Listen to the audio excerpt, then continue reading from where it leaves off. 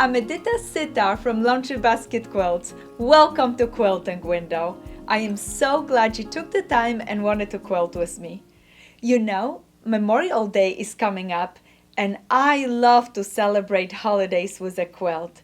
What a better quilt than Made in USA, the quilt that is hanging right behind me. Isn't it beautiful? This quilt is made with 15 flag blocks. They are just stunning, easy to make because they are larger pieces and they're so much fun. You can reuse a lot of your scraps for this one in reds and blues. Oh, we're gonna have some fun. Let's see what's in our quilting basket.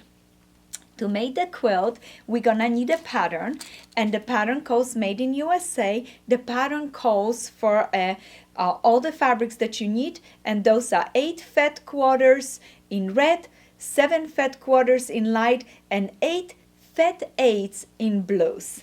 So if you would like to grab the fabric right out of your stash, but if you do not have them, we do going to have a kit available for you. Look at this beautiful kit. There's also sashing right here and a border in a quilt and a binding. That's all included in your kit. Our simple notions that we're going to use are Macrotex needle 70, and I would like you to please use 2310 for our Orofill thread. Oh, I am so excited. All the wonderful things that we need. We're gonna put the pattern right next to us so we know what we need to cut, and once you open the pattern, you're gonna start cutting your fabrics. And what I like to do in the pattern, I give you direction exactly how to cut it from fat quarter and fat eighths. So please go to the pattern, look at it how you need to cut, and we're going to cut as strips in red. We're gonna need 4 of them for 1 flag. We're also gonna need strips in light, and we're gonna need 3 of them for 1 flag. Those are short ones. And then we're also going to need 3 strips in light, a long one, and we're gonna need 3 strips in red. Look at those beautiful selection of fabric that I have chose for you. Those are from variety of our collection, and our kits are made from all different fabrics from our collection, from Little Sweetheart to Braveheart. Those are gonna be perfect for you. There's a little bit of Anna, a little bit of Delphina in it. Perfect. Once you cut your strips, make sure you move on and cut your blue rectangle right here, following the directions in the pattern. Perfect. Once our fabrics are cut, we're gonna go ahead and start sewing. We're gonna put a brand new needle in our sewing machine, and we're gonna put our thread, the 2310 from Orofill. Now, before you start stitching, I think this block is perfect to make sure that your 1/4" seam allowance is exactly as it's supposed to be. How do I check my 1/4" seam allowance? I take a piece of paper and I stitch on my paper, and as I stitch, I stop for a moment and I mark a line. This line is right on the right side of my foot. This line is right next to my foot, right under there. So there are 2 different lines. I want you to mark the 2 lines because I want you to be honest with yourself. And now grab your ruler, place right over, make sure that your ruler is on the line where you stitch, and now look at where is that line that you mark it next to your foot. Oh, it's not 1/4 inch, it's a little bit bigger. So now you remember that when you're stitching, your fabric needs to be exactly under that foot, right next under that edge, so that way you know exactly what it is. And I have to tell you, this little sew guide is really nice. When I stitch many times strips, I have to remind myself, am I stitching nice? Measure my 1/4 inch. Oh yes, I'm doing a good job. Then I keep on going. But do not worry, if something is a little bit off, it's easy to fix. We're gonna press and square things up. So right there, we're gonna proceed by grabbing our first 2 strips, red and a light, we're gonna place them right sides together, and we're gonna go ahead and stitch. Zoom, zoom, zoom, zoom, zoom. Stitch 1, 2, 3. Those, once you stitch, you're gonna go ahead and press it, and as soon as you finish sewing, as soon as you press it, make sure, and you can do finger press it or use our cute little tool, and I like to press it with this tool. Look, it's wonderful. Then I am go ahead and ready to sew sets of twos together, and I have prepared one of those already for you right here. Look at how nice it looks. Remember, when you press, you're going to be pushing your seam allowance towards the red, and every time I sew a seam, I'm going to press it and open it up. But let's step back for just a moment. When I grab my strips, this became so like a habit for me now. When I grab my strips, I always make sure that I pin the beginning right there, then the end right here.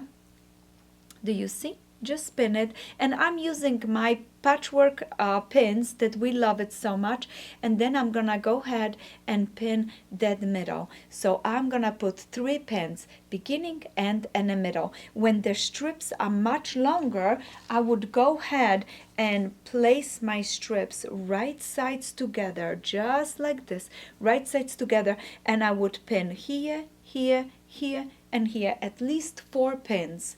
Why? It is so easy to pull and push and stretch the fabric a little bit and don't get a nice, even, beautiful, straight seam. So this is perfect practice to put this together, pin, pin, sew it, another one set of 2 strips, sew it. As soon as you finish, you press it towards the red, and now in no time you're gonna be sewing sets of 2 to sets of 4. And I notice also when I start sewing here on my first seam, then when I'm sewing my sets of 2, I sew from here straight down. So I alternate where I start and finish sewing. Why do I do that? Because then my fabric end up on the bottom or on the top of my sewing machine, and the teeth were grabbing in the bottom and helping me. They're not pulling on my fabric, and my unit is not curving. It's nice and straight. Beautiful. So once we finish this, now it's going to be time to sew our 3 units together. Before I start sewing them, I double check that this width is exactly as the measurements in the pattern. If it's a little too big, I trim it down. If it's too small, you know that for your next flag, you're gonna have to make sure that that 1/4 inch seam allowance is perfect. So you're not taking too much fabric and this end up not matching nicely together to your rectangle. You want it to be exactly. If you would like to, you can always cut this strip and this strip a little bit bigger, sew it, and then you could trim the top and the bottom of this unit. So it would not make a big difference once it's quilted, but the best way is check your 1/4 inch seam allowance, just like we talk about it. Use that little sew guide or your ruler. Make sure that it's exactly. It's better if you're a little shy, and make sure you include, when you measuring, you must include in your 1/4 inch your thread and your line. It has to be inside your 1/4 inch, not that you go next to the thread and then has the line on the other side. No, that has to be included.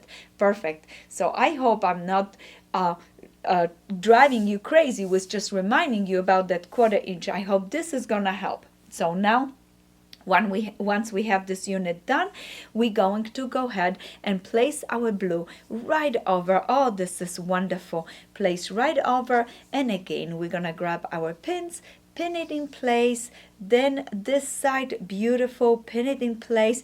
We're gonna sew it beautifully, flip it open as soon as we finish, and then we're gonna go ahead. The pins are holding me in place, so let me just flip it without it. Flip it open like this, and you're gonna go ahead and place this right over, so, flip it open. This seam is going to be pushed towards red and blue because we don't want it to peek through the lights. And our first block out of 15 blocks is done. Look how wonderful it looks. If you get excited about one block, I know you're gonna get excited about making all 15 of them. As soon as you finish your blocks, you're going to sew them into a row of 3 blocks. And we have 5 rows in this quilt.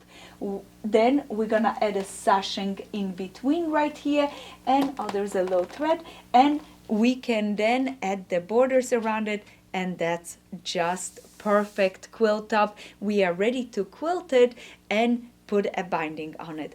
But there's some fun ideas for this block. If you like making just one block, you don't have enough time to make a whole quilt, guess what? You can just go ahead, sew a rectangle in the back, make sure you leave a little opening right here, turn it inside out, stuff it with a nice soft leftover bedding or stuffing for a pillow, and you have a perfect made in USA pillow. So this is just one block put into a lovely pillow. This takes, I tell you, in no time. You're gonna have so much fun, and this is a great project to introduce somebody that it's a beginner in sewing and sew with them, because this will be just perfect for them to be so proud not only to be Americans, but that they made it themselves. So made in USA. I also recommend for you, and we are going to have those bags on our website.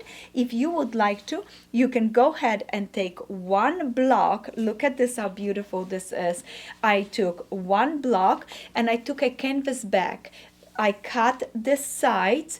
I then place my block right over, and I just want to show you when I placed it over, I placed it this way.